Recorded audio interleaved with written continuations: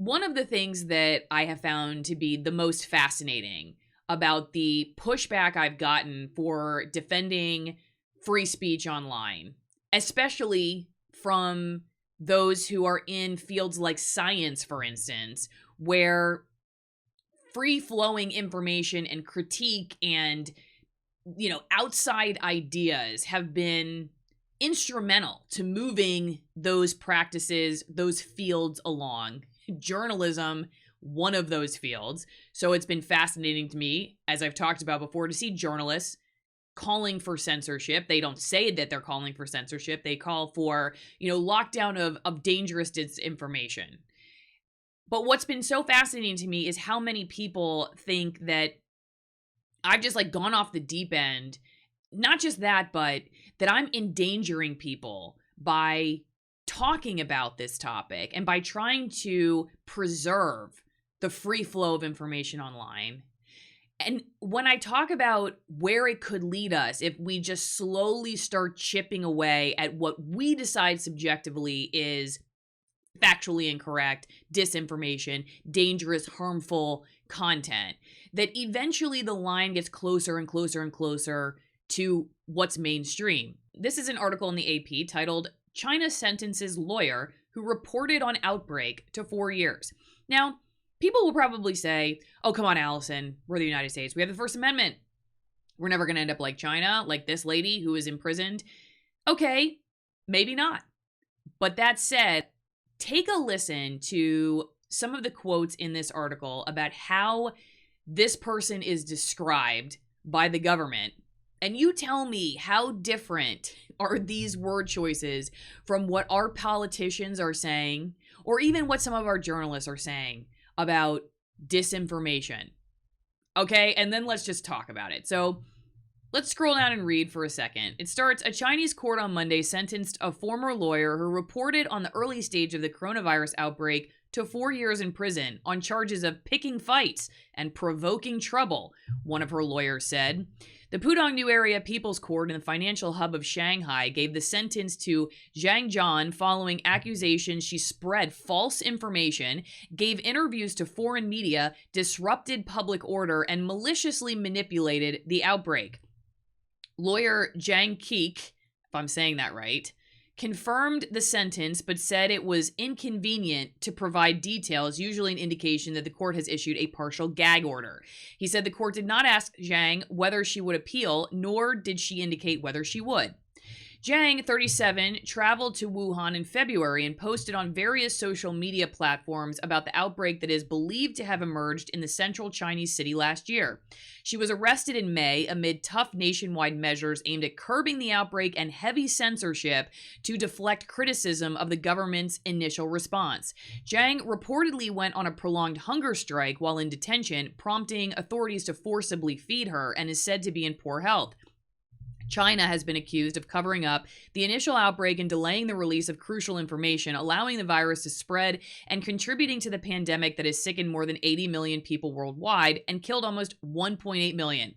Beijing vigorously denies the accusation, saying it took swift action that bought time for the rest of the world to prepare. China's ruling Communist Party tightly controls the media and seeks to block dissemination of information it hasn't approved for release. In the early days of the outbreak, authorities reprimanded several Wuhan doctors for, quote, rumor mongering after they alerted friends on social media. The best known of the doctors, Li Wenlang, later succumbed to COVID-19. So I'm just going to go back to what they're saying. Okay, first off, that's one quote, rumor mongering. Okay, they use that. Another one of the quotes, picking fights and provoking trouble and spreading false information. Again, I'm sure there are people who will say, hey, we have the First Amendment. We're the United States of America. Nobody's going to get jailed for speaking out about COVID. Maybe not. Maybe not. But the point of my video is to just show how the terms used in a place like China, which has sentenced somebody for speaking out about the pandemic, sentenced her to jail time, okay, are really not that different from the calls about disinformation and the lockdown of disinformation that we are hearing in our own country. So you may not go to actual jail, but you certainly are going to internet jail, Okay. And you're going to internet jail because these tech companies are being pressured by our own politicians and our own journalists again. Okay. Like I said earlier, I've done videos on this in the past. It's bewildering to me. I don't understand. And scientists too. People who are in fields where they're lucky to practice in a lot of ways what they are able to do because of freedom. And so it's shocking to me to hear people call for less freedom when the very basis of their practice, their fields of practice of work rely on freedom.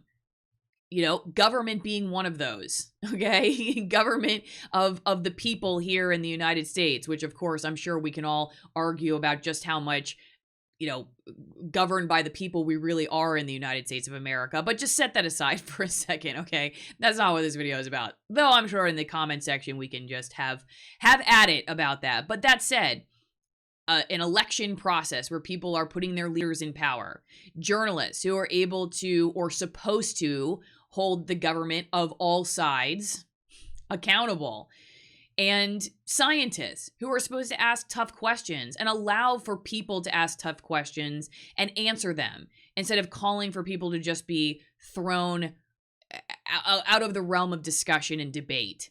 And listening to folks who I think are getting this right, journalists who are just as concerned about this as I am, what they're saying is, hey, there are a lot of really smart people in government or Silicon Valley, but should they be the sole arbiters of what we're allowed to debate online? Important discussions, lockdowns, other pandemic policies, all kinds of things. And so on our end, we have this, you know, I don't know what I would call it. It's like is it a naivety? Is it an elitism? What is it? Is it a sleeping giant syndrome? Do we just not think it could get that bad? Is that why? Is that why we hear these calls without realizing where it could take us? Because I'm not totally sure what the big difference is between provoking trouble and picking fights that this woman was, according to the AP, thrown in jail for, and what I hear from our own politicians and sometimes our own journalists for why people should be silenced. It sounds very similar. And yet here we are saying, like, we're the United States of America. We're about freedom of expression and free speech. Sounds very similar to me. So I'm going to leave it there. I just wanted to talk about this because I saw this article I thought was really interesting, especially with some of the stuff I talk about on this channel and some of the stuff we're hearing. And I'd like to hear what you think about this. Am I taking it too far? Do you think that there's concern here for where these calls could eventually lead us? Love to hear from you in the comment section. Don't forget there are links in the description for how you can support my work. It always helps if you just like, share, comment, make sure you're subscribed to the channel, and I will see you next time.